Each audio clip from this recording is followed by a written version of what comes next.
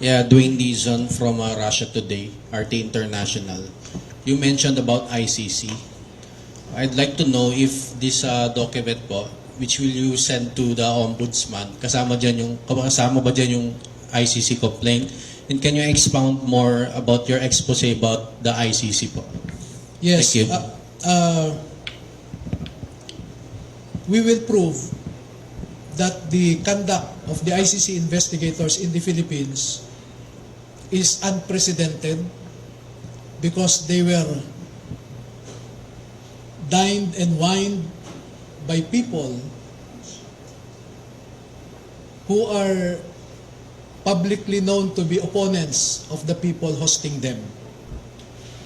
Second, to prove that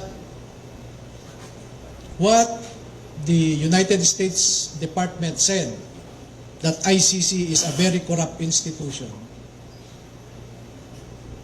is being proven by this personal knowledge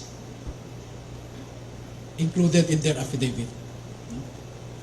Maraming mga bagay-bagay pa na sa ngayon ay hindi namin maibahagi muna sa publiko. Pero sa tamang panahon, tamang forum, ay magbibigay pa kami ng karagdagang ebidensya na hihigit pa dito. Ito, we want to tease. This is a teaser for our government agencies. This is a teaser for ICC to look deeper into our allegations, and we are prepared to provide the answers for their questions.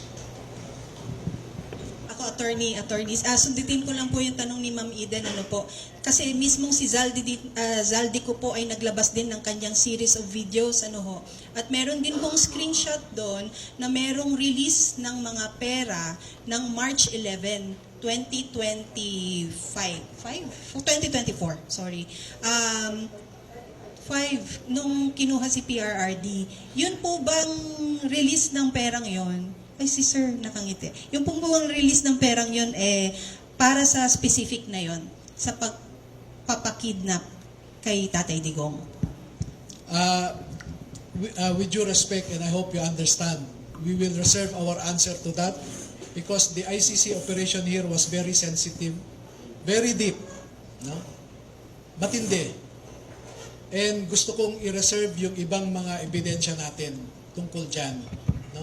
Baka sabihin nilang naninira lang tayo sa ICC, tapos i-connect kami kay Duterte dahil ongoing ang hearing sa